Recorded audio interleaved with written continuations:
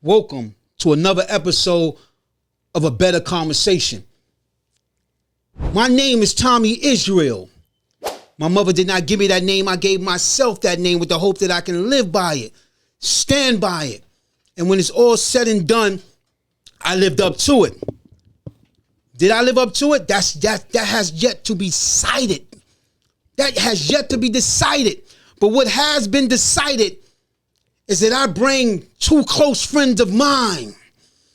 Two close friends of mine, and our goal today, and you're going to see why. Our goal today is to save a life of peace.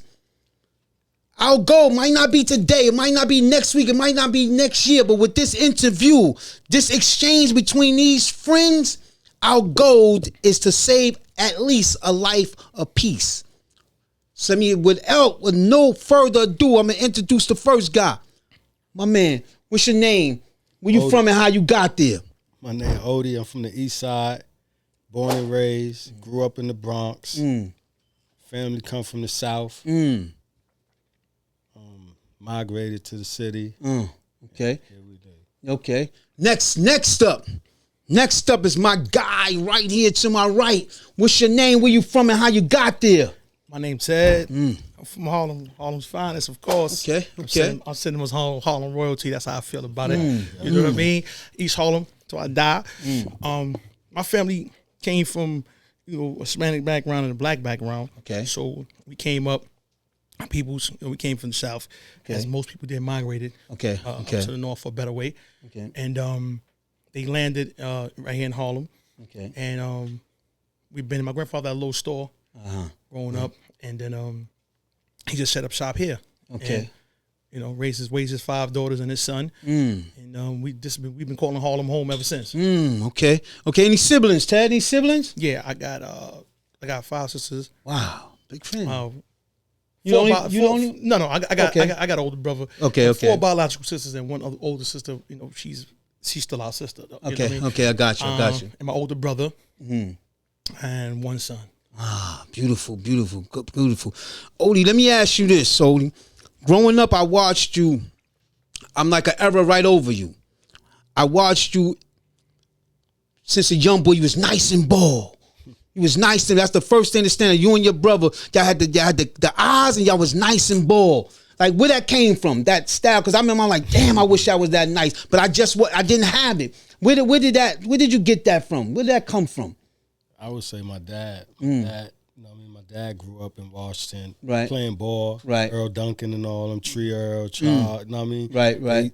That's who used to teach me and my brother. When we moved to the Bronx, we used to live on Fordham. Okay. So every Sunday morning, we would go to the park, and my pops would do layup drills. And after the workout, it'd be me and my moms against my brother and my pops. So he kind of like instilled that in us. That's how y'all got on those teams. teams. Then we played for T.S. Bucks, Young Life, T.S. Bucks, Millbank, then Young Life. Okay. That's how we, learned. That's how y'all was skills a little better. Yeah, you're fluent. You was fluent in both. You could see it. Y'all had the natural. Yeah. We all thought y'all was going to the league. We all thought y'all was. When did the street ball turn into the street dreams? When did that turn come that y'all was no longer going for the lead, but y'all was into another game? When did the streets come into play? For me, in I want to say 87. 87. I was mad young. Okay. What influenced you? Like, what you saw that influenced you that made you go that direction? So my moms and Mac moms was real tight. Okay. And when you say Mac, Mac, real tight. They grew up together. Okay. So going to PS50, right? When I was young, watching us probably. Yeah. Mac used to come to the fucking schoolyard. Remember they used to have the icy man out from the schoolyard, right. On the JR. The dirt bike. Lunchtime, we be in 50 lunchtime. Right. I sneak out, get on the back of the dirt bike with him. Right. I mean that influenced won me you. over. He used to come like every other day. Right. His mother don't come to school. Right. I'm like, man, where the fuck you get that JR from? And I just started hanging out with Mac. Right. It's away from my projects, know what I mean? Okay. So my mom's, I'm at Dow House. Right. But yeah, that was one of the first influences outside of all the basketball players, because most dudes that's older that play ball, you know, they had style. They was, you know, moving around. They had the finesse. So I was attracted to that. Right. Let me move it over to you, Ted. Growing up on First Ave, I got this, on that First Ave line, there was a dude named Rich Kid. So it was Rich Porter on the west side, but then it was Rich Porter was a hustler, but Rich Kid was like a stick-up kid, big guy, stick-up kid. Coming on that side, he's an era over you. Did you know him? Was you influenced any by him or anything? And what brought you, after you answered that, and then what brought you into that street life? Well, of course, yeah, I know Rich.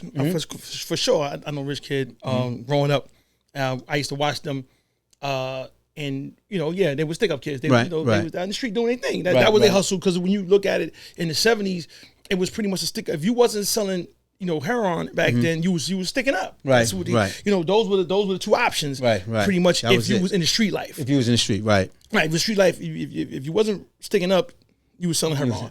Nothing else at the time. There was nothing else. Coke was too much money for you even think about. Think about that. $100 a gram. You know, you rich people sniff coke. Richard Pryor. You know? So that's what it was. So for them, you know, if that's what their life was, so I never gravitated towards them because that just wasn't my lane. That wasn't what I took to. And I remember my grandmother, because you know my grandmother lived in Washington Projects, so I pretty much I'm like, you know, I'm also Washington Projects, and you know, if you look at it, and staying over at her house, leaving my mother's house and going over there a lot.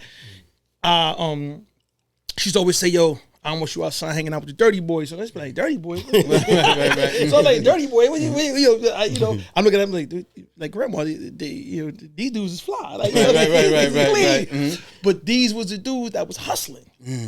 They was the ones, you know, and as the heroin started to fade out, crack came in the game. So when crack came in the game, you know, I'm back when we was called jumbos. You know, when they had $50, they was carrying them in the brown bottles, the medicine bottles, and early to where it jumped down from there to 20s and going on down the line before it got to trays and nickels. And so there was, and y'all know his name, y'all know who he is, George Fowellen, Big George. So his family lived in my block, and you know. And one of his brothers, Brucey, that was pretty much really my introduction to it, you know. What was it about it that you saw that captivated? Because you had a grandfather that owned the store. Right. So that could have captivated you also. That might install some of the entrepreneurship. But what was that captivated you to go that route instead of not like your grandfather and wanting to be something in that direction? Well, coming up, my grandfather's a hardworking man. Okay. Like he had a third grade reading level.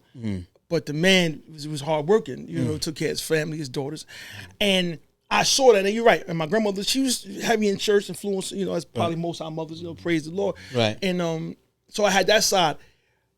I think what it was is when I watched my moms, who raised 6 kids primarily on her own, and she didn't have much of nothing. She worked for transit at the time. She was a transit worker. She retired from that. But she still struggled as a black woman coming up in the 70s. As you know, they didn't pay them the same equal, you know, pay for the work that they did. So they would get less than their counterparts. She raised us by herself, you know, and we didn't really have a lot. And so when I wanted those things, I saw them have. I saw them, you know, you talking about British Walkers and you know, that type, AJs, double knits. I saw all this fly stuff, and I was like, oh snap, you know, I'm running around with Pro-Keds on. I want that. You know what I mean? And I saw the attention that they got. And you know, growing up, you want to be liked. You do want some sort of, especially from your peers. Yeah, that's true. And so that's what propelled me to even take a look at them. And they had a mannerism. Like hustlers had a mannerism. They had swag. It was their swag. And they had a mannerism back then that was, it was adult, like it was grown man, like it was refined, like they was born with, like this game came with class. Versus the stick-up game, no disrespect to guys who made their living that way, but versus the stick-up game, it was more brute-like. It was more like just dog street type of, you know, gritty, dirty, like you know, like you got really put some mud on it, and these dudes was clean, clean, and so stylish, classy, classy, and that's what drew me, you know, to that, Right. And then I ask you, Ollie, let me ask you, and moving forward, when young in the game was one point, but what was the moment that you was in the game that you realized that I'm really in this, and this game is real? Sometimes people run down. I'll tell you an example of me, young hustling. I remember being in the projects, Washington projects, and I'm hustling, and I got a pack, and a fresh pack, and I'm fresh on the block, and I remember the dude was like, I got a custody. I got to come up. He had just came home. He was the first guy. His name was Tom. He was the first guy to shoot a woman cop. Yeah. First guy to ever shoot a woman cop. So he had wound up doing his time, and he had came home. And I'm fresh pack. He was like, yo, I got a custody. Come on. It's on the 13th floor. He took me upstairs. When we got out, I said, custody. He said, yo, you're going to have to give me something after I give you the car. I said, no problem. He said, you're going to buy the whole thing. How much you got? I said, I got 100. And this is like 87. I said, I got 100. This is worth a lot. We go. He said, I got you. As soon as we step on the elevator, he said, give me everything. Give me everything. Put the gun in my face. That's a point in my life that I realized this is a real game I'm playing. I could have lost my life on that 13th floor. This dude already shot a woman cop. Imagine what he would do to me. You know, and that was a point in my life that I realized this is for real, bro. What point in your life that you knew that it ain't got to be violent, but at some point it might have been a money or something that you realized, yo, I'm in the game for real. Well, in 95, when I got locked up and I got sentenced to 6 to 12 years, we were serving a dude that used to pull up in a tow truck. So he would come through, and you know, back then, you know, I got my own shit. Right. But I pitched my own shit. Right. You know how the projects was. There was so yeah. much money in the projects. Right, Niggas right. was pitching, know what I'm Right. saying? Yeah, saving that money. So every time the tow truck driver came through, I'd be like, nah, I got him. He buying motherfucking 20 packs. Right, You know what I'm right. saying? So I'm getting all that PC. Right. So unbeknownst to me, we go to PA. When we come back, but I'm about to go to PA, he called my phone. So I'm like, nah, I ain't around. Right. Boom. When I get off the bus coming from PA, this like a week later, he called my phone. So boom, one day we uptown, we gonna do the deal. Yeah, and a car following us. Boom, they pull us over by the projects. So what happened is, we get a call from the project. He's like, yo, it's hot. We on the 105th Street. Like, yo, it's hot. So we all kind of like meet up. They coming from 100th Street. We coming from 105th. We meet up like on 104th. Man, cars came out of everywhere. So they put us in a van. Took us to 106th Street by Wilson. Right. And they got out the car. And the fucking police was like, man, we missing one. There's one with green eyes. And he was like, let's let him go then. He was like, nah, we can't let him go. We ain't gonna get him again. Right. That was the first time I said, oh, You knew shit, it was this shit real. This shit was real, that you was playing a real sport. And we ended up getting locked up, and I had at that time it was a conspiracy in the fourth. And that was in New York. That was in New York case. So That's the not projects, a PA. you know what I'm saying? Right. Conspiracy. It was a 4th degree conspiracy. It wasn't major, but it was an A1 felony. Right. I was like, damn. Yeah, this is real. I got 6 years. Right. And it was a judge. His name was Edward Torres. I'll never forget him. He said he wrote He wrote the book. Carlito's Way. Carlito's Way. Carlito's Way. That's 100. That was 111. 111. Supreme Court. 111. Manhattan. So I'm in the court, you know what I'm saying? And they trying to give me a 9 to life. So I'm like, 9 to life? So I don't know, for whatever reason, he like, man, hey, that's your father back there? I'm like, yeah. He said, man, if I give you a 6 to 12 right now, because it went from a 9 life to 6 life, if I give you a 6 to 12 right now, would you take it? And I looked at my dad. My dad was like, yeah, take it.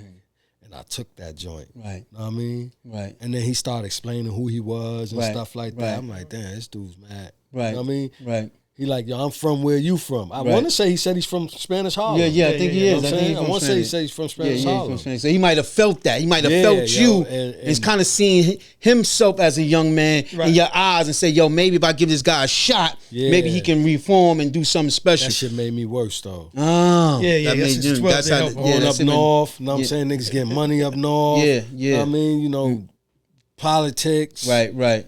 Shit was a smooth bed. Right. So that's gonna make you. That's like, like, you know how you go to camp or Yeah, something, right. but you in prison. But know what I mean, you know a lot of people, niggas stand up. Know what I'm saying? Right. Shit, So fucked my life up. Yeah, it enhanced you. I said, You all I thought wanna it was do is get helping more you. money. You thought I was. Meeting niggas Yeah, in you there start with the same smart. mindset. Yeah, You know what I'm yeah. saying? It becomes like a college of hard knocks. It's like that's a fact. Like a black Harvard. I bring it to you, Ted. I noticed growing up and knowing you, smooth dude. Always. Stand up, smooth, dope, good character. But I noticed it was a point where the whole side started to talk about you. And y'all was getting money, but it was more in a terror. You was more bringing a terrorizing. Like, what happened that animal came out of you? Because you was always smooth, but now it was the smooth. You kind of like turned into the rich kid, but a hustler's rich kid. Right. So you had the aggression and getting money. Right. Like, what happened that brought that out of you? I think I had a similar story. Okay. Like, to yours. That's what you were saying. I was like, right. oh, snap. Mm-hmm. It was the kid in my hood. You know, he just came home. He brought like he was in a. You had dude smoking, but he looked like it. Right, you know, right, he was getting high. Right. His arms, 22-inch arms. Right. And same thing, same exact scenario. Mm-hmm. He was like, yo, he's buying from me all day. So I know he's smoking, he buying from me all day. Mm-hmm. So it was nothing, and he was like, came up, I was serving a customer. Mm-hmm. I'm serving female, I'm serving a customer, you know, hand in hand. And like you said, we serving our own work. We do hand in hand. Right. And especially on first. Right. Yeah. Right, we go hand in hand. Mm-hmm. And I'm running through packs like it ain't nothing. Right. You know, at the time, me and Pop, we run through packs like it ain't nothing. Mm-hmm. So he was like, yo, what you got? I'm saying, what I got? You buying from me all day. You know what I got. You know what I got, man. You know what I mean? So he was like, yo, I'm coming in the building. Mm-hmm. Same thing. Same thing. It's hot out here going to the building. Mm-hmm. So as we walking to go to the building, he was taking me towards the back where I'm from, you know, fact 420 is. Turning around, he like, yo, let me see what you got. Hey, yo, put it in my hand. So I'm like, hey, like, yeah, put some in my hand. So I shook some bottles in his hand. He like, bottles, he grabbed the joint, boom, turned around and walked off. I was like, yo, what you doing? Right. Like, yo, what you doing? You bugging like you bugging. You know what I'm saying? He like, yo, man, get out of here. Push me and then jet it. I said, oh, snap. In my mind, because I used to look at it like this. I used to be in the street and I used to be talking to people all the time.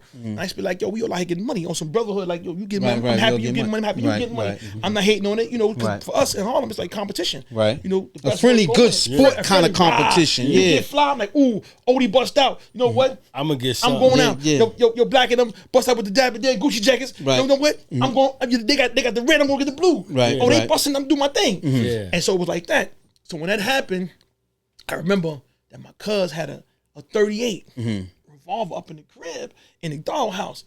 My rage, I said, yo, these dudes ain't gonna respect nothing but violence. And so I went and got the gun up. So my brother was in the house. So he kind of stopped me, like, yo, what you doing, man? And that was it. And then that was like my first time that I said, all right, cool.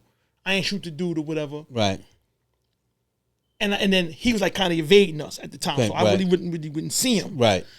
And then it was a kid named Stormin' Norman from out of Wagner. From He out of had the brown eyes too, right? Yeah. I remember him. I remember Storm. Yeah. So me and Norm used to be cool. And then, you know, I was younger because I was younger than them. Right.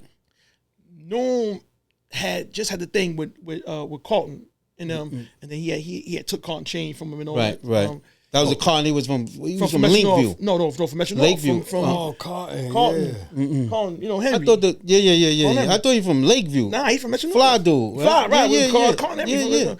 He had took Carlton chain or some shit like that. And some other, because they used to be down with each other. But you know, he's another dude came home. Right. So he had a gun. He had a 380, but he had no clip to it. So he was pulling it back, pushing bullets in there, you know, and then get one shot off, and I'm like, yo, that's crazy. He You're doing too much. Cowboy, old fashioned, he got 357. I mean 380 with no clip. He gonna get himself killed. And we used to be cool. Right. So he had got some work. He trying to get on. He ain't got nowhere to hustle. His baby mother living in Old Metro. So of course he come across street from us. We first be hustling from the Metro, and it was me and Pop. So, you know, at the time Pop got we got the hand-to-hand game locked right there. Right. He trying to muscle his way in. So he was always trying to pick something with Pop. And then with Coco on one of them. Then one day we outside. I just made a sale. So I'm coming. I got a handful of money. I'm counting the money. I'm coming around the corner. See him and Pop trucking. I come around the corner. I'm like, oh, what up, man? But I got my head down. Right. So all I see is a hand coming, but I don't know. No, I didn't really pay it no mind, but I kind of felt seeing it come, and it said, mush me. So I'm like, oh, snap. I thought it was popping for like, right. Let me stop playing. It was normal. They did it again, like, mush me again. So I'm like, yo, I see what you doing. So now I squared up, like, yo, what you doing? When he did that, Pop was standing next to you. Pop like, yo, chill, man. Yo, what you doing? At the same time, he came with his other hand. He had the old the old switchblades. The one with the press the button. The button. Yeah, no, not that one. The one you push up. Oh yeah. And I heard it go clang, and he tried to stab Pop. That was a decoy. He tried to stab Pop. It's like, oh snap! We ran around the car, so we both was gonna try to fight him. Right. But he got the joint. So after that, I said, no. Either I adopted the philosophy for myself. I had to really look in the mirror. I said, either I'm gonna, live in the jungle or exist in the zoo. You know what I mean? And zoo animals, they get taken care of, they get fed or whatever. But to live in the jungle, you got to become one of the jungle animals. Right. And so that for me was like the turning point where I said, yo, I got to become one of the jungle animals. I knew I wasn't soft. Right. But it wasn't, my manhood wasn't in question whether or not I was soft or not. It was more like, are you ready for this game or not? This is what the game is. It's grind on grind in this game. Right. You're going to meet some stand-up dudes, but ain't no love in this thing. And I realized the code of the street is like a book with blank page. You write your story. Right. And however you write your story, it's your story. That's your truth. That's your fact. And nobody can change that. So in that part, I said, if I'm going to work in the jungle, I got to become a jungle animal. And then and that really became you, because that short time, it must have been a war that broke out. We're going to get back to that. But in that time, your cool character, you always been cool with me, even when you see me, but you put chills inside others. Right. Like it was like something was going on First Avenue that when they said Ted, it was a chill would run down their spine. So something had to happen because it was always cool. Your sister Puff, it was like, y'all was the cool. Right. You know what I'm saying? Something had to happen. But I'm going to jump to you, Odie, and ask you this. After the 6 to 12, you must have migrated because I went away, and then I was hearing, when I came home, I started the car service, and I'm doing my thing. Yeah, I remember. And then I'm legit. I don't want to be in the street no more because I want to face in a case that would have put me away where it's 30 years later, and I still would have had 45 more to go. That's how serious that case was. So when Allah blessed me to come home off that, I said, nah, I'm not gonna play the streets no more, because it wasn't weighing out. We started to realize at that point. But y'all was an age under us, So y'all was still in the sport, but y'all had to learn your own lesson. Even though y'all seen y'all friends start to die, like Aunt White get murdered. It was other dudes y'all was just starting to see get unlived, but y'all was still locked up then. Y'all still had to see things on your own. But I remember y'all going to PA. Tell us about PA. Well, like what happened there? Because I heard you. With PA, my father's family is from South Carolina too. His mother and father and all his brothers and sisters moved to PA in Harrisburg. So Nate used to always go out there. Right. Me, I loved it. The projects. Right. Being the D all day. You know what I mean? So when I came home from the 6 years, Nate had got locked up out there. So I'm like, damn, my grandmother died. I used to be scared of my grandma. Right.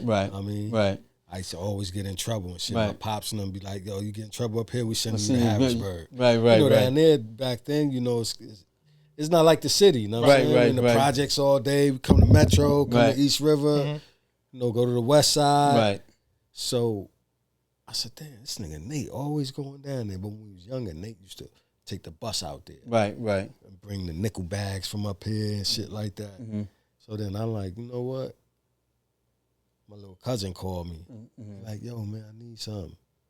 So I drive it down there to him. And I'm like, damn, it's popping right here. Right. Like, I said, oh, man, I got, and boom, that's how I started. How long was y'all run up there before it got ugly?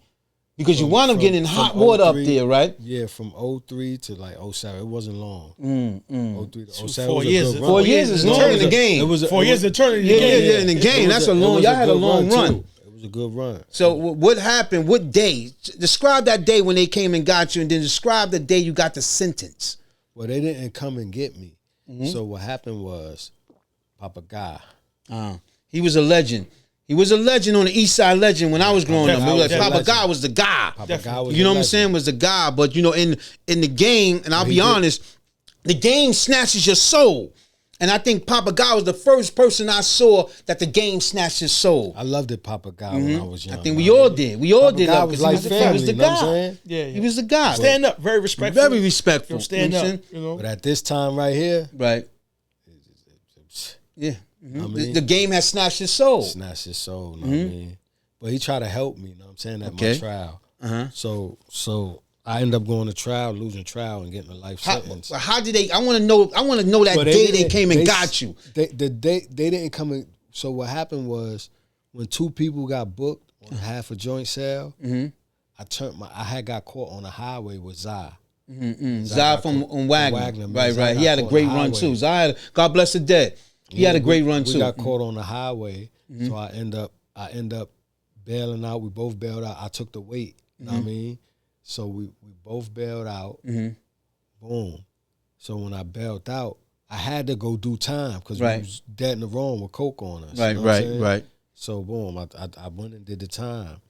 So when I went and did the time, I got indicted. I turned myself into Jersey. Okay. You know what I mean? And I got indicted while I was in Jersey. And that's PA came and got you. PA came and got me. Then, I was on a farm about to get halfway house in Jersey. PA came and got the feds indicted me, and they came and got me, and then brought me back down to PA. How did it feel that day? Was you saying in your mind, I could beat this? Or was you saying in your mind, damn, I might be in hot water? I was saying I could beat this. I couldn't understand how.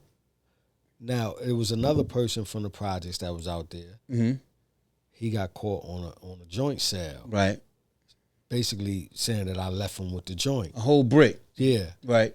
And so basically, when they came and got me, they took me to trial with all of them, basically saying that I was supplying all of them with drugs. Right. You know what I mean? But all that came about from, all New York dudes told on me too. It's crazy. Yo, told you that's the point we trying to make today, to drive home that the streets don't have no love. That it has no love. And because the youth is willing to unlive so many people and lose their lives for the street that don't have no love for you. It's your mother, your father, your family that really have the love for you. But growing up, we swear on it that this is where it's at, that this is a sport that we want to play. And it's the youth that got to hear things that you're saying that your own friends told on you, your own New Yorkers told on you. You know what I'm saying? Friends too. Lifelong friends. So tell me what the judge said to you on this. Did you blow trial? Did you go to trial? I blew trial. You know what I mean? And the judge, and this is what this played a key role in me getting my life sentence overturned. My judge. But I want to know first. I want to know the judge when he told you. How did you feel when the judge? Listen, when you said you had a life sentence. What did the judge say? And then how did you feel at that moment, heading back to that prison, heading back to that jail? I ain't even gonna lie, I really ain't have no feeling. Like I was the like judge said shock, you have. you know what I'm saying? I'm sentencing you to natural life or just life without parole or and life you know with the why I was possibility in of parole. shock? Because the judge sentenced me to life but gave my brother a hung jury. You know what I mean? And my brother didn't have nothing to do with nothing. He came out of prison and you know what I mean, got himself caught up. Right. And that must have made you feel talking worse. To dudes from the projects, that must be like, my brother ain't got nothing to do with it. He all tied up in this. So he got a hung jury, but the whole case was basically that I left him a bunch of money to supply these guys with drugs. Right. Because they didn't know I was in Jersey. Right. So they booked my brother, indicted my brother, and then came up with this whole concept that I left him with money to supply these people in jail. So you get a life sentence. So you in there, you're doing a life. It's not telling you ever gonna come home. What was your emotions though? That's what I'm trying to get, the inner feeling of a life, emotions, a person with life. And it might sound crazy, right? But I just dealt with it. You know what I mean? That's what you do. You just dealt with it. Yeah, you just dealt with it. I didn't sit with it. Right. I got right in the library. You know, meet people like, yo, nah, this gonna happen. One dude told me, man, yo, you got life for drugs, man. You going home, man. Just program and do what you gotta do. You know what I mean? So even when I do a state bid, I gravitate to the people that do law. Right. I'm trying to go home. Right. But for 14 years, you know, outside of my cell, you be like, man, you wouldn't even think I got life. Mm. You know, I'm the same person in jail like I am in the street. You know what I mean? Let me say. And when I lock in that night, I was in Lewisburg. I had a single cell for like fucking 7 years. Lewisburg, tough place. Yeah, but when I got to Lewisburg, it wasn't tough no more. Oh, they had calmed down. I mean, shit used to go down. But it wasn't where it was in those days. It had turned to Cadrick. They had sent me there from Allenwood. So, and a lot of New Yorkers in Allenwood. A lot of New Jersey, New Yorkers, Lewisburg. Lewisburg, shit used to go down, but it turned into a Cadrick, like a program joint. So I just came in the system. I had life. I guess they looked at me in Allenwood. Know what I mean? Like, you know what? He a candidate. Let's ship his ass over there. He's just coming in the system. Right. But that might have saved my life. You know what I mean? I worked in education there for 10 years. Right. You know what I'm saying? I gave my life back from Lewisburg. You know what I mean? If I would have went anywhere other than Allenwood and Lewisburg, it probably wouldn't have been a different story. I'll ask you this, Ted. At this moment in our lives, I remember a war must have broke out. And I know there was casualties of war. And maybe your team, and you can explain it better than me, maybe your team came out on the other side because you're still alive. Right. It was a lot going on. You wound up getting captured because now you're in this jungle, but the people, you're in the jungle, but the people came and captured y'all. Right. And they captured you and put you in a cage.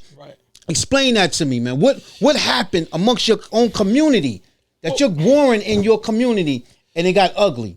Well, as you know, both of y'all know. Like me, before I answer that question, I'm gonna say this. I used to watch him. But remember when y'all was younger than 50, and I knew from then when we used to be outside hustling, they come outside all the time.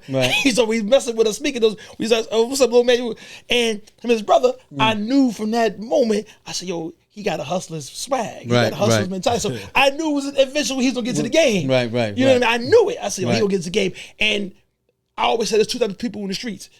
It's the two types of cats. It's street cats, and then it's just cats that's in the street. I'm gonna say it again. There are street cats, and then it's just cats that's in the street. I knew he was a street cat. It wasn't just a cat in the street. Right. I knew that he was going to embrace the game. And at that time, ignorant, so I'm going to say ignorant statement, but I knew that he was going to embrace the game and be winning. That he was going to be winning the game. Like he was going to know how to get it and not get himself killed and come out on top. Like, I knew he had that kind of brain thinking that he was going to come out on top. Right. So back to the questions. What happened was, like you said, it was pretty much over stupidity now. But it was over drugs. As everything else, it was over money. And so guys we grew up with, and as you know how it goes. You look at a guy and you say, well, I remember when you was a bum. I remember when you had nothing. You ain't come up from dirt. Like you ain't had nothing. Now, some years later, I see you getting all this money. Y'all get, the time, we got bricks. We pushing bricks. We selling. We doing what we doing. And it's like not them. And then and then I got the rep where at the time you light skinned pretty boys. I was dubbed as one. You light skinned pretty boys are soft. Really?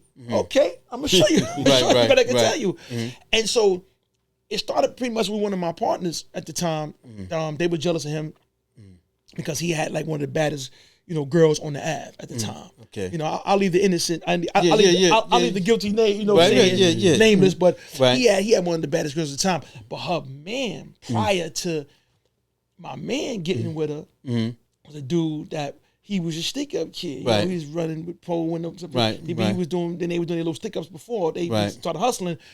And because that's that area, that's that Alpo, that area, So a couple of legends come out of it. So they was like a step above me, like right above me. So they, he wound up catching the body, and sticking up, caught a body, went the jail. So everybody's vying for his broad, thinking that she gonna get with one of the dudes, and at the time my man's a working guy, Man, he ain't no slouching, nothing, he ain't no sucker, but he's a working guy. She went the opposite direction. I guess she figured, well, I'm tired of dealing with this type of men, so she went that way, got with him. So that's where the jealousy started coming in. And then when, and under the, guise of just I called him like Clark Kent Superman because you know we know he getting money, we know he hustling, but the world didn't know. Right. He look like a nice working guy, you know him as a nice guy. Right. That was Clark Kent. Right. But at night, he took that cloak off. He's Superman. Right. He do what he do. Mm-hmm. So when he got, people started, snap. Figuring, he doing what he do. Right. Took just liking to him and try to start different things with him because, but really it was based upon the girl. So what we starts, and then we started doing more numbers. Then we came to East River, to projects, and we started doing numbers that other people wasn't doing. Right, right. And then we start hitting dudes. Dudes coming to us, saying for coke. Dudes coming to us for bricks. Coming with cash. We hitting them. So the jealousy started to flare up. Things got crazy. Jealousy came into the game, and it was like it started getting crazy. And then, dude took a shot at. Dude took a shot at him. Took a shot at my folks. I'm out of town at the time, unbeknownst to me, because I'm out of town. I get money. I'm all over the place now. Right. I done got to a point where I'm hitting people. My cousin up in the Bronx. Right. I'm hitting dudes out of town. Right. I'm going out there watching my money. Right. So I just happen to be out of town, and I get a call. Back then we had beepers. I get a beep. Yeah. It's like, yo, man, they shot it on me. What? So I came back with the earnest. What? Because my man ain't no punk or nothing, but I'm the enforcer. I'm the enforcer. I'm the one with the gun. I'm the one that's going. What I mean? And to backtrack, I had caught my first murder. Right. Not to glorify the gun. Not to glorify. Homicide. The youth need to know. The youth need to know. I want to know. You got. I had accused of murder when you was 16. On the run. So I was on the run. Right. You was on the run. You was feeling. How was you feeling? Now it happened. Now the pressure is coming. How is it feeling? Now they might be coming to Mom Duke house. They looking for you to hunt because I'm hearing it. They hunting y'all down. They hunting y'all down. Yeah.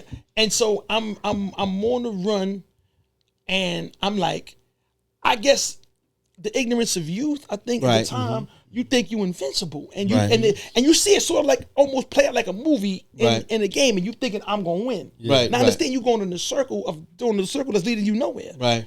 Right. And sort of you detached from reality, I think, at the time. So like when you were saying that when you just into to that bid, it was like it was normal. Yeah. Like it was normal. This was supposed to happen. Right. I'm supposed to be. This is how I'm supposed to happen. Like if I died in bullets and gun smoke, I'll be heralded as a hero, and that's kind of my ending. I want it, and that's how the streets psych you out. The streets psych you out, and that's what the youth need to know. It's psyching you out. Y'all spinning the block, y'all doing all of this drill, it's psyching you out. And when you get in there, all the stuff that you had out here and you thought, and probably, I know you was too, both of y'all, in prison with millionaires. Billionaires, no. I was in jail with a billionaire. No, the fans, I'm dead serious. No, because I was in the state. Oh, yeah. And I'm telling you, the dude locked 3 cells down from me. And he was on Tycoon, the Tyco. No, the dude that used to own the Daily News. He was the one who had the case, and I'm trying to remember his name right now. And he, Jewish dude, where he had the case. When you remember, where he tried to have his partner I was killed too. with the undercover cop. Yeah. I think we was in the same spot. We was in Sullivan. No, he was in he was in Sullivan. Sullivan. Right. So he knocked 2 doors down for me, and I used to talk. He just took a liking to me. He's not a smooth dude. So right. Beyond the everything else, beyond what I got the mask, but I got to do what I got to do. Right. I'm still a smooth dude. Right. So he took a liking to me, and we started talking. This dude was a bona fide billionaire. Yeah. You know what I'm saying? He couldn't stand Trump. I mean, Trump had beef back then. Back then. Right. He couldn't stand Trump. And we used to always talk to me, and he said, yo, man, you got a brilliant mind. Like, you could do so much with yourself. And how did you get into this position you in now? Yeah. So I had to explain to him what drove me to go on this way. But you thought you was gonna beat that case because I was with you on the island. And the first case, remember, the first time I was 16, I got accused. And I knew I didn't do it, but I got accused of it. And the people that was involved, I wasn't gonna say what I was gonna say. You know what I mean? Right. And so I went to trial on it. Right. And by the grace and will of Allah, I beat the trial. That one. Right. And what happened was, this is when you said your Judge Torres, because one time my judge wasn't there and I had to go in front of his court. Yeah. All he did was just adjourn it, but I meet him because I'm in 111 Supreme 2 on Narco. I mean, one of the Supreme Court, 9th floor, 7th floor. Yeah. And I wound up going to trial on. I wound up beating the case, and I came home June 23rd. Did that make you more? Yes. Did that intensify you? Because now it's like, now you beat it. Now, oh man, I felt like I was invincible. Right. I felt like I was invincible. You know, I just beat the murder. I felt invincible. I came, and like I said, the ignorance of youth. Or ignorance just means you uninformed, you unaware. Right. I go right back to the same projects. Right back. Same shit. Right. That's all we knew. And the dudes who embraced me coming back and said, "Yo, welcome back." Said, "I'm here." One hand had a gun, one hand had a brick. Right. Yeah, we know what you do. Go out and make us proud. And you thinking this is love. This is love. So I thought that was love for me. And so I took it, and then I see the cause. Because then remember, I come home 89. I'm an honorary member, I say. I'm an honorary member of Carver Mall. Some of the dudes in Carver Mall. I'm not from Carver, but I hung out with a lot of dudes from Carver Mall, Big Jake, and all them. And that was like one of the guys I used to get money with. Right. And so he's always bringing me to Carver. So I knew all the dudes in Carver. But Gerald was separate from that. I think Gerald was... Well, at the time... Gerald... At the time, Gerald wasn't... He wasn't Tiz yet. Yeah. So he wasn't Tiz yet. Right. His brother Darnell actually was faring a little better at the time. Right. Darnell. Darnell God bless his dead. I love Darnell. I got me a Darnell's. I got Darnell's story. God bless his soul. He died early too. Right. It was early. So he was like the man. But Gerald came into his own. But saying he was no slouch. He came into his own. He had him and Carton was together. He had the Acura Carton. Had the and then Gerald wound up getting the first one with that BMW coupe. The first time they made the coupe, Gerald was one of the first with the coupe when BMW made the first coupe. He had a drop. 325. That was a 325 hardtop. Yeah, I remember he was the first one. I remember I used to be playing ball in junior high school 13. He used to always have that drop outside. Yeah. He did his thing. So he did his numbers. And so how long after did you catch that second one? So the second 125.25. Google if you don't know what that means. The second time I had got that was 3 years later. 3 years later. Because I had a short That's run. when the war. That's when the war. Right. Now that's when the war. That's when the war. So that's when the war. When everybody, when more than one person had got killed, people was getting killed. Right. Around that time, like people, more than one person had got killed in the neighborhood. Not saying we did it. Yeah, right. People was getting killed. They was dropping. Right. So bodies was dropping, and so it was said like we was getting accused of things even that we didn't want to do. Right. I've been in that position. Like I said, something that we didn't even do. We was getting accused of. Right. And so that's kind of like when that war happened, and it was like, okay, I knew, and we knew from our side that what it was really over. It was really over jealousy. Right. Right. Jealous of us just getting money and saying that you guys used to not, y'all wasn't the flies. Yeah. Now you was getting money and we don't like it. Yeah. And then y'all come to our projects and take it over. Right. And we don't like it. Right. So you made it about the girl, or you made it about this, and it really, that was really over jealousy. Yeah, jealousy. So, and that's when the war happened, and we went to war, and I was like, okay, cool, look, this is my thing. Right. You want to go to war, and I felt like Tony Montana said, you messing with me. And I don't think they was ready. I don't think they was ready. I think that era made people put people in positions what they thought. And then to the realness comes. Right. You know what I'm saying? And we, even on either side, no one wins. Right? Because no one wins because someone's going to lose. They're going to lose that part. And then you get caught up. And then those same guys wind up telling. The guys who thought they was tough. And that's exactly what happened. Right. Because they thought they was tough. It went to war. They wasn't as tough as they thought they was. Had casualties. And then went to the police for and what they want to become citizens, and that's you said it right on the head. That's what happened. It was like, and so it was like, yo, and I grew up with a lot of these guys. We grew up in the hood together, Right. Grew up in some of these guys, they had idiosyncrasies. Oh, I beat them up in the second grade. Yeah. I'm like, what? I heard that from girls. Like, yo, they said they jumped you. I said, yeah, they jumped me, man. They beat me up in second grade. I said, but I fought back. Right. Yeah. I'm doing now. We grown. We get money. Right. And so that's exactly how you said it. I couldn't have said it better. You said it just exactly how it went. Where these guys, you threw the first punch. You drew first blood. Right. And so we said, okay. I said, okay, this is my area. This is what I do. Mm-hmm. You want to play? Mm-hmm. Okay. You like I said, you mess with me, you messing with the best. You want to play? I'm going to take it to the mat. I'm going all the way with it. Right. So you guys is bluffing, but I don't know they bluffing. Right. They got guns too, and they flashing and showing. Right. They not going a distance. They're not going a distance. And I'm going to ask you, I'm going to get a little personal, and then just tell me I'm getting too personal. But I'm going to ask you the question. Because I'm thinking I was in HDM with a guy because I'm thinking, and I could be wrong, and you're clarifying them. I'm being too personal. You say it's too personal.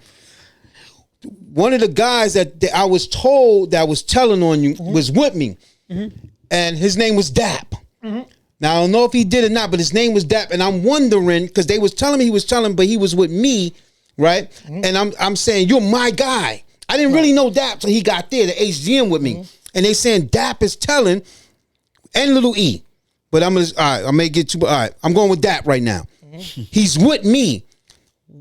They saying he's telling. Was I wrong for letting him just live because I didn't know? But they was telling me he was telling, and then I think I ran into you in the bullpen, and then you was like, I think he might. Was I wrong? Was I supposed to react, or what? How was I supposed to handle that? I think. Okay, let me put it like this. Okay. Well, you wasn't wrong. Yeah, these are the guys who we went to war with, and yeah, they wound up telling. And you wound up getting 25 to life for that. Yeah, I wound up getting. I want to get 20. 20. I want to blow a trial to that particular case, and I want to get 20 for that. And I want to do 22 years off of it. Right. 22. That's 2 decades. That's more than some of these young people lived. Yeah. Right. And so what happened was, that actually his sister. When his sisters came to me outside, I'll never forget it. And she like, cause they all scattered like roaches. You know, I coming through, they scattered like roaches. They scattering, and that's the truth. You know, that's I'm the not truth. trying to make myself a big whatever. Right. I ain't nobody. That was the era. That was the era. When I came through, they understood my name. So they understood what I do. So they scattered like roaches. They fume. And so she came to me outside with tears in her eyes, and she like, yo, look, please, man, please don't kill my brother. Please, man, like, yo. And she said, begging for her brother's life. And I said, listen, and my exact words to her, and I remember, I said, if your brother don't pick up a gun, that means he didn't choose a side. And then he good. He's good. And I ain't got no problem with your brother. You know, she said, nah, he gonna stay upstairs. I would tell him to stay in the house then. Right. This grown folk business, tell him to stay in the house. At the time, he was just a worker. He was, hand for these dudes. The bosses who I had problems with, it wasn't the workers. So I'm like, what am I doing? Yeah, beefing with this dude. I ain't got no beef with homie, you know, because I met him, strange as you said that. If I could tell you this quick, I met him on the island during the first time. I met him on the island. I met him. I think he might have been out of Brooklyn. He was telling me he was out of Brooklyn and migrated. He might be, I guess, he was from off the hill, 129th Street, Comfort. He was from off the hill. Okay. His, unbeknownst to me at the time, I was on the island and I went to the Bing at the time. They was calling the Bing, the box, same thing. And then I came back and I went back upstairs. They put me in 6 Main, House of Pain. Right. Put me in 6 Main. But I, knew the fellas I was in House Main. I went to 6 Main. I was like, yo, there's a dude here that said he know you. He from Harlem. He from on your way. I said, who? So I'm like, oh, they say you went to visit. He went somewhere. Right. When he came back through the door, he came back in the day room. He was like, this dude right there, man. I said, man, I don't know him. Right. You know what I'm saying? So I don't know. So I'm figuring it out because I had a little rep, you know what I mean? Right. At the time. You trying to live off. Yeah. Because I had established myself, you know what I mean? And so I was like, yo, man, your money, where I know you from? You know me? He was like, who are you? I said, yo. I'm the one you've been talking about. Yeah, I'm Ted. I'm the nigga you talking about. Talking about who you is right in your face. Right. And so when I did that to him, he was like, oh, yo, yeah, you. He said, nah. I live over. I said, well, where you live? He had to go to his cell and get the address. So I knew he wasn't officially from there. He got the address. It said 410 East 104th Street. I said, oh, you live in East River? He said, yeah. We just moved over there.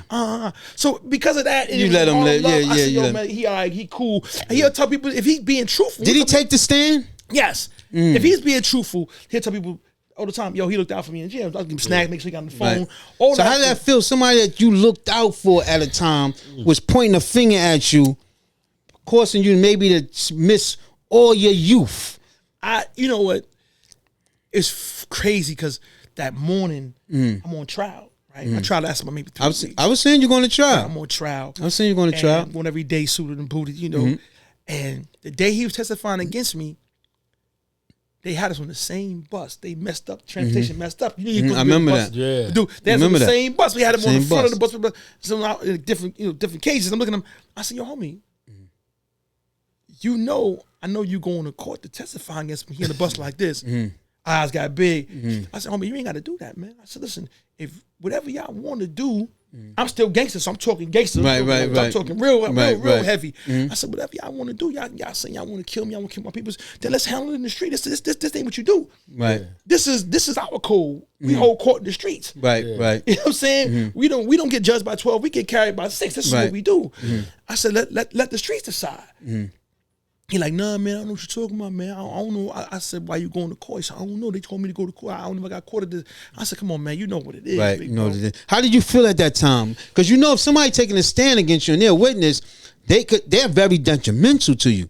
How was you feeling at that time? Like, damn, this nigga taking a stand, I fuck around and gonna blow. Because you always seem confident. But did that give you a blow to your confidence? Not really. It didn't even blow, because remember, I beat murder before. So it didn't give me a blow to my confidence, because I got accused of shootings and killings that I ain't had nothing to do with. Never, you know what I mean? So, so it didn't give me a blow to my confidence. I had just a ray of hope. A mustard seed of hope. That's all you need, though. That he would be like, yo, when I take the stand, I'm gonna plead the fifth. Like, I ain't gonna go do with it. Cause he like, yo, man, swam me on the bus. Nah, man, I'm telling you, man, yo, gangster, I'm telling you, it ain't that. I'm like, all right, man. I said, yo, you gonna be right there. Right. So when we got the bus, he go to another pen, I go to pen. So the police in the courthouse, I hadn't smashed already, because I was going there for two. Was Tate? Was Tate? Tate, yeah. Tate. You know, CO Tate. Yeah, that was my guy. Yeah. So Tate, I told Tate, yo, Tate, this, boom, boom. So Tate said, all right. Tate pulled me out the cell. He said, yo, I can't let you go. He said, Holmes, I can't let you go in the cell with him. Right. So I already know what it is. It was on right there. Right? Yeah. He said, but I let you go to the gate. I said, all right, cool, man, fair enough. Took me out. Go to the gates. They had him in the little cell by himself. Yeah. So I went up, I came to. I said, yo, come here, man. He didn't want to come close to the bars. Right. You know that nigga gonna blast him. Yeah. So I'm talking to him, and I'm like, yo, listen, homie. You see how easy this is? Right. Look how easy this is, man. I'm right in front of it and tasting it like this. I said, this is my guy. I said, the dog can crack. This is how easy this is. And so he big-eyed, ain't saying much. I said, homie, do you know you have to come? I'm going to be sitting out there, testify. I'm going to be sitting right there. I see his whole facial expression change now. Eyes got big, because I guess they sold him on, right. Oh, you're not going to be there. Yeah, you got to be there. You know how it goes when you go to the grand jury. I'm not the person who's getting indicted is never there unless you go to grand jury. Mostly I had to pay a lawyer some waive that's waive the grand jury. And you don't go to the grand jury. Strategy. Strategy. Don't give them let them know what you right. So when they went there on us. Nobody's sitting there, so he's thinking in his mind it's gonna be the same way. He not understanding that this is real. This the show. You got to sit there now. You can't. And the person who's on trial for the crime has to be present. That's part of his due process. Your whole due process, right? So I'm telling him this. I'm like, homie, I'm gonna be sitting right outside, looking right in your face. You're gonna understand. I got to be sitting there. He like this. So I see he's I know now he believe he don't. He like, oh man. Right. So he said, "You still like, nah, man, yo, man. I'm telling you, man." I said, "All right, man." And he still went up there and did it, and you was found guilty. Right. Judge sentenced you. Yeah, they called him. I keep it tall. It was him. He testified. Him, Little E. Did Little E testify? Yes, absolutely. Little E testified. Little E. You know Little E. Eric Powell. Yo, I got a story about Eric Yeah, Powell. He testified against me. Yeah, that's crazy. Because remember, he was the ended boss. Up being in Jersey when I caught my Fed case. Right. I turned myself into Jersey. Eric Powell was in the house. He was in the house. He probably was there. Yo, I tell you a funny story, yo. So I end up getting into it with a Muslim dude. Right. He was like a bandit or something in Jersey. This nigga was like 6'4", brolic. You know what I mean? I'm a diehard Knicks fan. Right. So, and y'all in there now. Y'all playing. Yeah, we in there. Y'all in there. I turned myself in with a couple thousand. Right. I got 10 years with a 28-month stip. Right. You know what I mean? He's like, this little nigga here. You know right. I mean? I'm coming through. I'm buying up everything. Right. So Eric Powell in there. I don't know that he told on y'all. Right. But you hear stuff. Yeah, but you don't know what I mean? So, yo, homie, yo. So, boom. I get into the dude with the TV. So, you know what I mean? I'm young. I'm right. You know, I'm stupid. I think I could take on the world. Right. You know what I mean? Nigga called me to the cell. He changed the TV. I got up and changed the TV back to the Knick game. You know what I mean? So he called me in this cell. And get in the cell, and the nigga smack me. You know what I mean? So this nigga like 6'4", he smack me. So, you know, I can't really get out on a nigga. Right. So I'm like, boom. So now I'm going around trying to get a knife. Right. So he hear that. He's a big motherfucker, but he probably he's scared of metal. Yeah, he's scared of metal. So he's scared like, of this little nigga going around and get a knife. So one of the old heads come in like, yo, man, look, man. Don't stab a nigga, man. Look, what you want to do? Right. That's how I get my smack back. Right. He let you smack him. Like, you serious? I'm like, yeah. Nigga smack me. You know what I mean? Yeah, I get my smack back. You know what I'm saying? Was Eric Jones? Was Eric Powell was in Powell. there. You know what I mean? Eric Powell tell him, yo, little nigga. You know what I mean? Right. Little nigga. You know, I don't know what he was doing in Jersey. Yeah. Man, Boy, was ducking out. the old head brought the big nigga. He like, yo, you serious? I said, hell yeah, I'm serious. Man, I came from back here. And Man. just slammed him. Big nigga, yo. Yeah. After that day, that big nigga was like, yo, what's up, old? Yeah. Let me ask y'all this, because I want to translate into after the life sentence, after the 22 years in prison. First, I'm gonna ask both of you, what was the toughest part about that doing that life sentence, and what was the toughest part during your 22 years? What was the toughest part? For the life sentence, the toughest part was, Did you lose any family members? Like what when you was hit, when it hit you? The toughest part, it was a couple. I lost my cousin Tam, Greg's sister. I lost Uncle Bobby. And then one of the toughest parts was, you know, telling my daughter and my son that I'd be home soon, like lying to them. Right. You know what I mean? Because they didn't know, you know, when I went in, my daughter was 4, my son was 6 months. So the whole time, Daddy, when you coming home, I'll be home in a couple months. Right. That was like real tough. You know? Right. Not knowing, you know what I mean, you know, Dad, you don't got when your date is. And I don't really know what my date is. That was like tough, man. That was like not knowing a date, not having a date. Ted, what was the toughest? Because I was with you. You always seemed, you was the same person from the street that I was seeing. Yo, Tom, let me talk to you, Tom. You know what I'm saying? And then same thing up north or the island. Tom, let me talk to you, Tom. It was always that same smile that always, yo, Tom, what's going on, Tom? You know what I'm saying? So you never showed it. Even when you had the 25 years, and I seen you, might have been in the middle of, I seen you when you got blue trial. Right. I seen you when you blue. Then I seen you when you, because I came back and you had about 10, 12 in at the time, 15 in the time, and it was the same person. You never showed that. But did you cry when them cells closed? Like, talk to me, man. I did. I keep it all the way tall, right? When the judge sentenced me, I kind of laughed. Just crack a smile, laugh, because I'm still gangster. Right. In my mind, I'm still just I'm gangster. Gangster said I'm still gangster. Right. My mind, and I go up north. I start my bid or whatever. Same thing. I'm graduating to the law. Old timers like me because I'm a young dude that grew up around older men. They kind of older guys raised me. So I'm young, but I'm still old. I'm a little wiser than the typical young guy. Right. And I remember did my initial appeal, my lawyer did my initial appeal, whatever, and he got shot down. Then he like, yo, you ain't got no more bread. I just sold everything I got my hand on to get some more money. Jewelry didn't make no difference what it was. Right. I'm trying to, hawk the crown jewels, whatever. Right. He like, listen, man, I tell you what, I'm still helping look out, but this is it. Then my whole team went down. Remember when I got locked up, if my little sister to, my whole team, feds came and grabbed everybody. Right. You know what I'm saying? So now my money train is gone. Gone. Whole teams. I was getting taken care of. You know what I mean? They got to take care of me. And now when they get locked, it's over. It's over. You know, one of my partners, he had caught with $300,000 in the trunk. So you know what I'm saying? And I had just spoke to him on the phone, and he like, yo, I'm about to get you people some more money, nigga, the lawyer, and then you good. And I'm like, all right, cool. Feds came down like that week. My mama door first, and we got my little sister in them. And I happened to call that morning, and she like, yo, I gotta go to MCC. They grabbed Puff. I'm like, oh. Damn. And then my man they was on the run, so now I knew the money was gone. But if I had my accountants, I had my accountant. They, they were sending me, thousands. Yo, here. Yeah, you was straight. I was straight. Ain't nothing. After the second appeal, and it got denied. I remember reading a word, in all the words in there one just stood out, like it came off the page. You know, so we read that law, that came off the page. It was like, and it said, acting in concert. And I didn't know what that meant. But I had a black law dictionary in my cell. So I, you know, quick, got it back. And at the same time,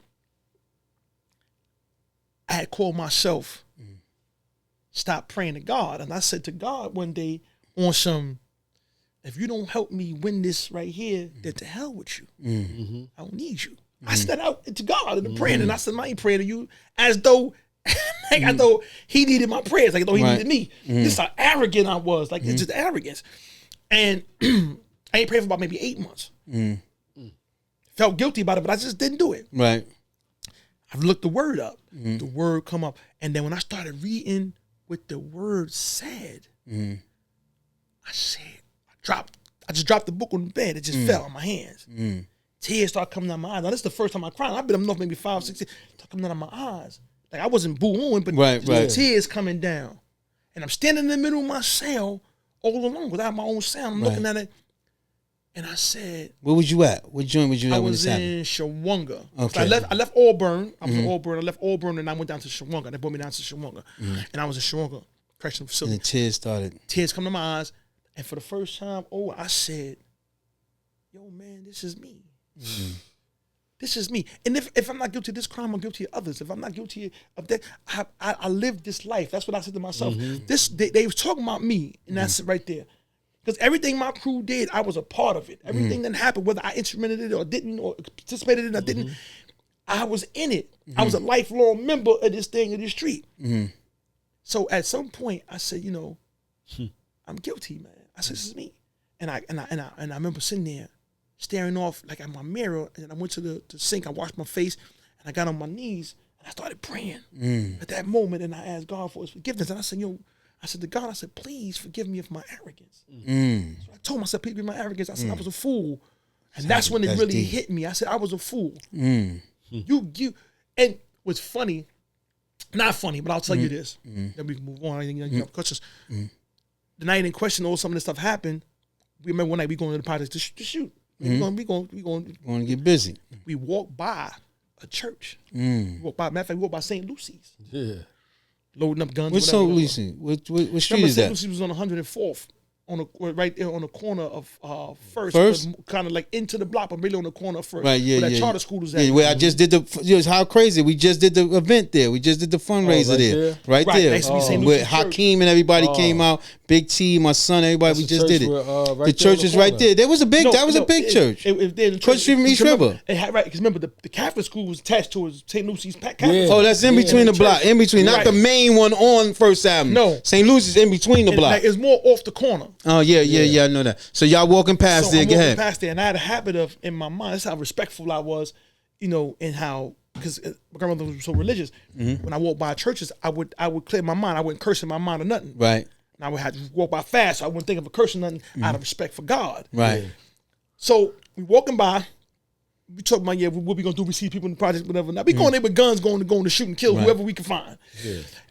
And I'm walking by, and instead of not cursing this time, I said a little prayer in my mind. And I said, Lord, because I don't know opposite of me, these who shooting back. Right. I said, I'd rather be judged by 12 than carried by 6 in my brain.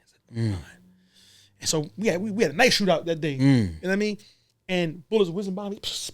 Oh, snap. I can feel them coming by, busting windows. I feel them like, oh, snap. I feel them. Right. Man, through my coat. Yeah. I ain't get hit at all. Not one shot.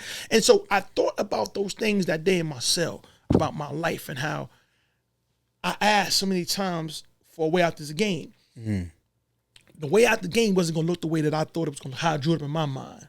I was going to get fat. I got them now. Moved out of Florida. With $1 million. And that's it. Gangster life. Nah.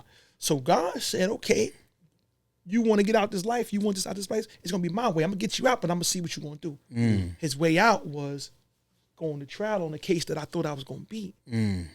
And for all intents and purposes, I should have won, but I didn't. I blew trial to that murder. That particular murder, I blew trial to. I've never beat murders before, but I blew trial to that one. Murder. Right. That I sure I was going to beat that one. Right. And the judge, gave me, he said, I'm not gonna give you a max, I'm not gonna give you a minimum, I'm gonna give you in the middle. He said, so it's gonna be life for you after this. I'll give you 20. Give me 20 in life, right? And I'm rethinking this all in my prayers. I'm on my knees. And so I'm thinking of all this, and I said, yo, to myself, I said, yo, self, God really actually loves you. He gave you an opportunity because he could have took your life. How many gun battles I was in? He said he could have took my life in these gun battles, but he didn't. He answered prayers. And so at that moment, I realized that it was bigger than me. And I realized at that moment that he had God had actually really saved my life by putting me in jail. And at that moment, believe it or not, I was no longer mad at Eric Powell. I was no longer mad at Dad. And the third kid was a guy named Vincent Perez. Light Eyes Vincent from out of East Ribble. Spanish Light Eyes Vincent. I've seen him. I was with him too. You probably would remember. No, you wouldn't remember. I wound up seeing him on. He was like, that's such and such. Yeah. That's why I wound up seeing him. So I ain't know him. I was no longer mad at these dudes, and because I was like, man, if I see dudes, I'm gonna kill them. And that wound up getting 25 himself, right? Somebody wound up telling on him. I think wound up getting 15 or 17. Right? Yeah. Somebody wound up telling on him. When his week he came home, his daughter was graduating from what's the joint on 84th? The first? No, 84 between Amsterdam and Brandeis. Brandeis. I'm messing with. I'm in the building, right? In Brandeis, right?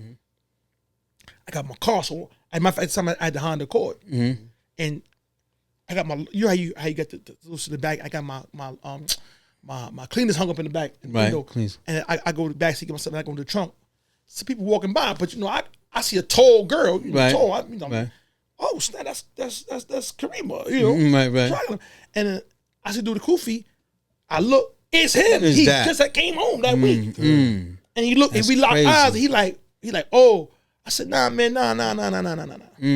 He like this. They all looking like, oh, see how the world is? Right. And I said, yo, man, you just got home, man. He said, yeah, I just came home. He had a kufi on. So I gave him the salam. Because remember, back then I wasn't Muslim. No. So I gave him the salams. I said, assalamu alaikum, rahmatullah. And I gave him salams, put my hand out. He shook my hand. I said, man, how long he said I've been about 2 weeks. My daughter just graduated from thing. It was in June, graduation time. Right. Going to her graduation, and I said, damn, you see how life works? See how life works? It was back in front of you, full circle. Right. And we talked for a few minutes, man. I said, but listen, graduation, man. Listen, man. Be healthy. I wish you the best in life, man. You know what I'm saying? I said, thank you. He looked at me like, thank you. I'm like, yeah, man, thank you, man. Yeah, because he it's didn't beautiful understand now. What it was, and I didn't go into it with him. Right. But I was right, and I was thanking him because he helped me get the time that I needed to change my life. And now I like to ask you, like, now what you doing? Now, how does the world, like, what are you doing now? Like, after all those years, all that gangster, all that life now, doing 20 years, coming home, what are you doing now? So now, what I'm doing is crazy because took my shahada in 2003. All right, I was up north for 11 years at the time. Took my shot. They just called me one day. Took my shot in 2003. I'm already sad, but I'm situated. Wherever I go, I was over real straight, right, dude, street dude, Right. I had no problems. It just came to me, and Islam just spoke to me, and I took my shot. And nobody forced me nothing. I need nothing. And I was not ever no gang or nothing, no disrespecting people with gangs. That just wasn't my thing. I'm a money getter. Right.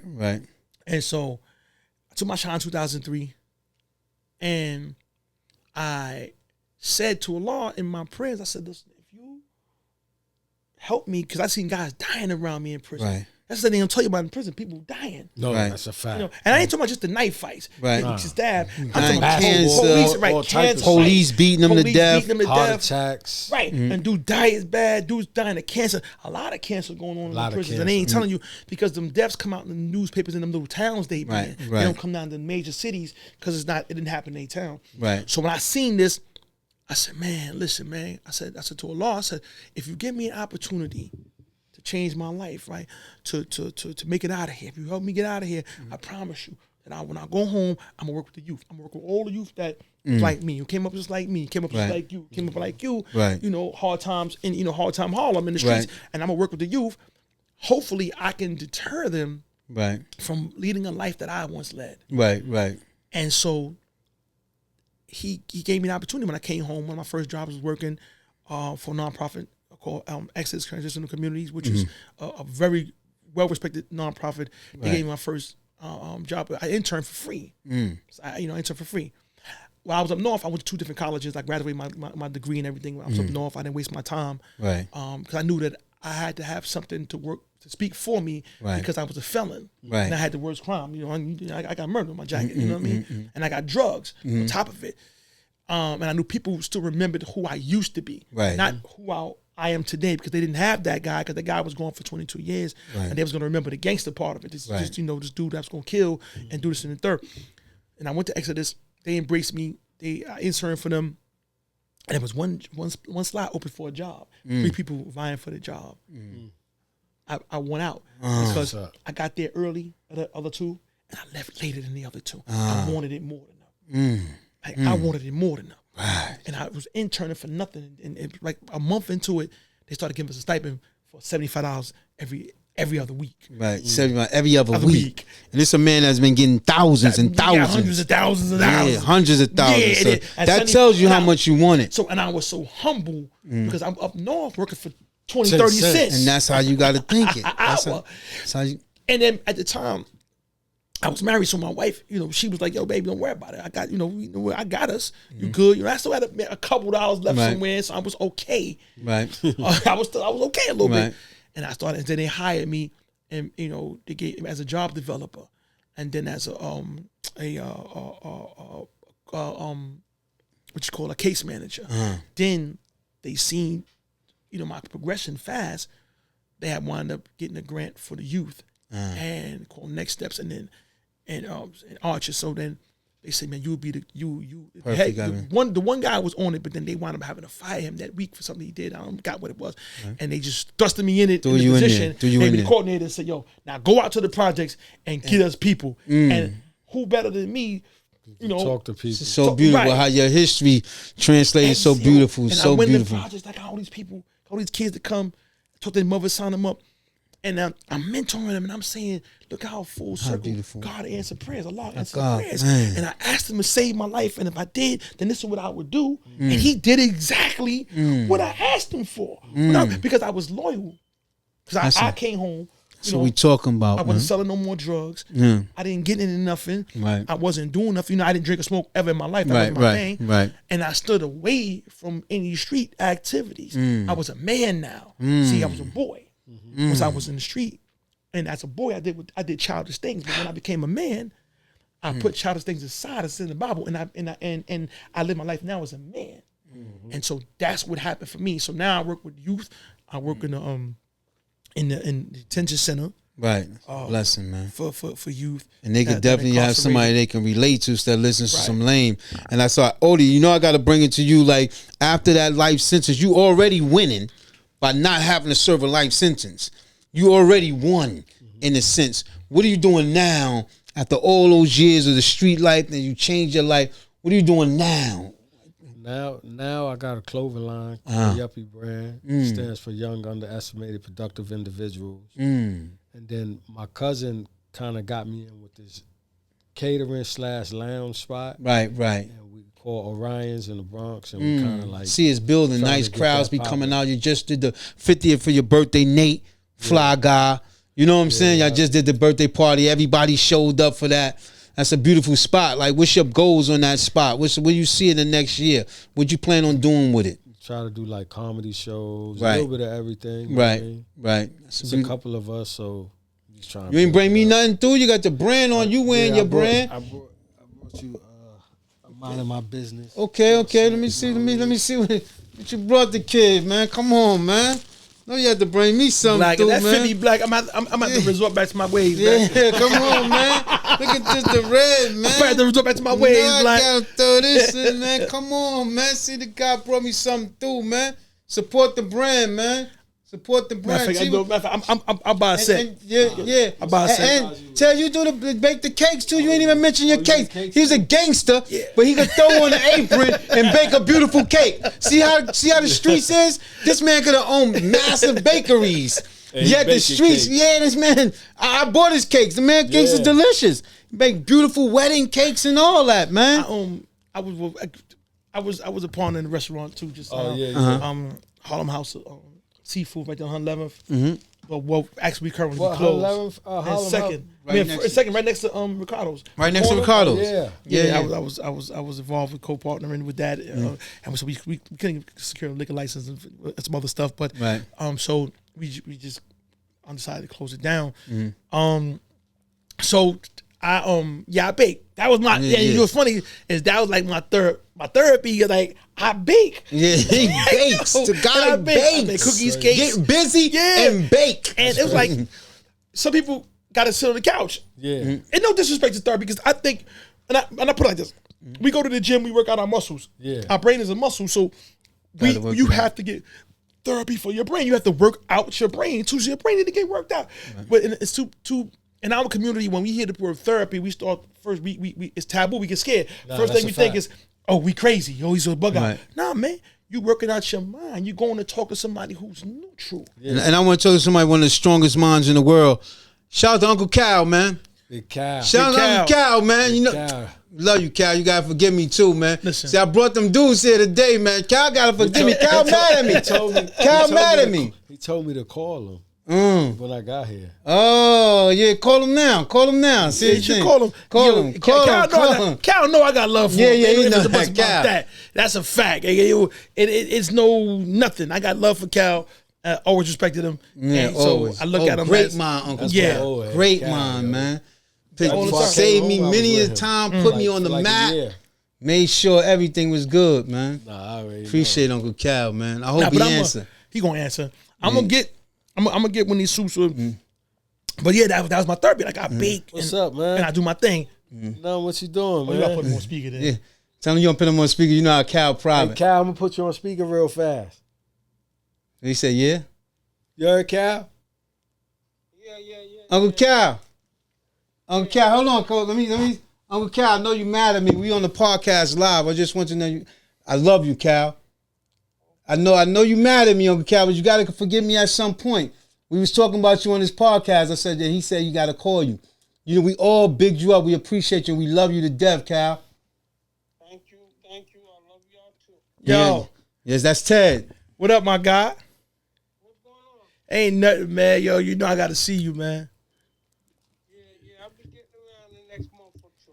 Yo, my number ain't changed, man, so you gotta call me, man. All right, man. Listen, man. No, I got nothing but love for you always, man. Appreciate you always stood up and always stand out, man. And I thank you for everything that you did for me, bro.